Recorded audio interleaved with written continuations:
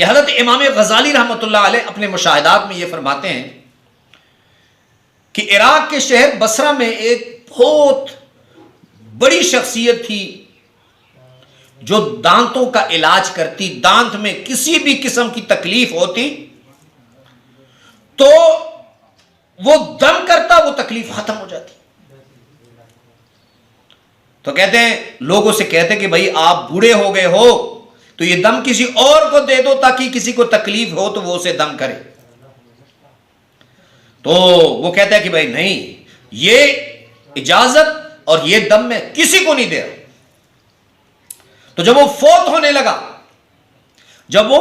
ہونے لگا تو ایک شخص کو بلایا کہ میں چاہتا ہوں کہ یہ تمہیں بتاؤں تاکہ میں اس گناہ میں شامل نہ ہوں کہ میں نے کتمان علم چھپانے کے جرم میں نہ آؤں اور دوسرا لوگوں کو فائدہ پہنچے.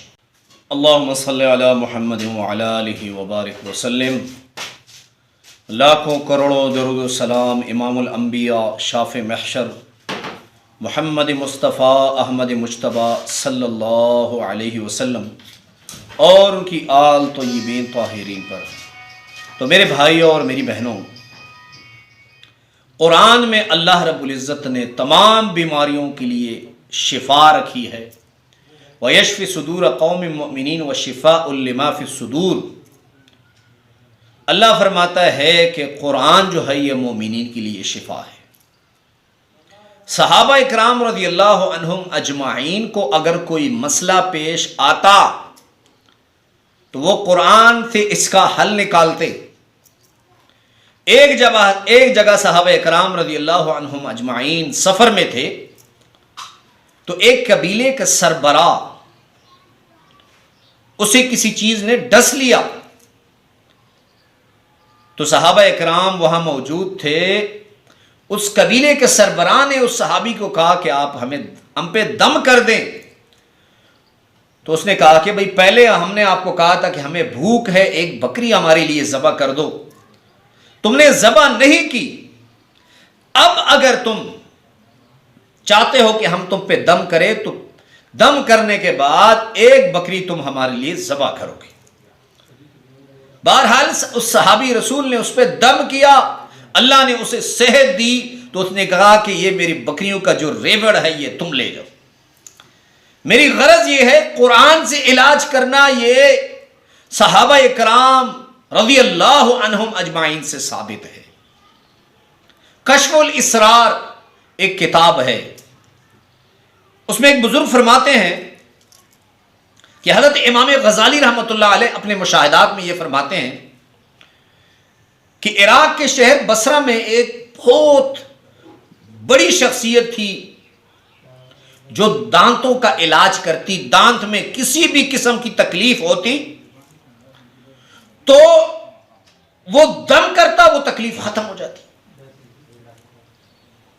تو کہتے ہیں، لوگوں سے کہتے کہ بھائی آپ بوڑھے ہو گئے ہو تو یہ دم کسی اور کو دے دو تاکہ کسی کو تکلیف ہو تو وہ اسے دم کرے. تو وہ کہتا ہے کہ بھائی نہیں، یہ اجازت اور یہ دم میں کسی کو نہیں دے رہا. تو جب وہ فوت ہونے لگا تو ایک شخص کو بلایا کہ میں چاہتا ہوں کہ یہ تمہیں بتاؤں تاکہ میں اس گناہ میں شامل نہ ہوں کہ میں نے کتمان علم چھپانے کے جرم میں نہ آؤں اور دوسرا لوگوں کو فائدہ پہنچے. عمل کی طرف جانے سے پہلے آپ کو عمل کی اجازت ہے، لیکن ایک بار کمنٹس باکس میں صلی اللہ علیہ وسلم ضرور لکھ دیا کریں.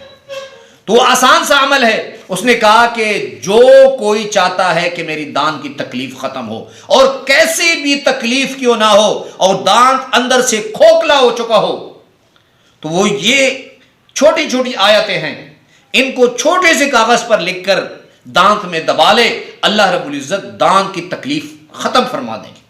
وہ آیت یہ ہیں، بسم اللہ الرحمن الرحیم، کاف ہا یا عین صاد حامیم عین سین قاف لا الہ الا ہو علیہ توکلت وہو رب العرش العظیم وَلَهُ مَا سَكَنَ فِي اللَّيْلِ وَالنَّهَارِ وَهُوَ السَّمِيعُ الْعَلِيمُ لِكُلِّ نَبَإٍ مُسْتَقَرٌّ وَسَوْفَ تَعْلَمُونَ. ان آیتوں کو چھوٹی سی کاغذ پر لکھ کر پھر اس کو اپنے دانت میں دبا لینا ہے. مجرب عمل ہے. کئی لوگوں کو اللہ رب العزت نے اس عمل سے شفا دی. ہمارا تو روز کا معمول ہے. آپ بھی اس کو آزمائیں, دوسرے لوگوں تک اس پیغام کو پہنچائیں تاکہ لوگوں کو مسائل کے حل میں آسانی ہو.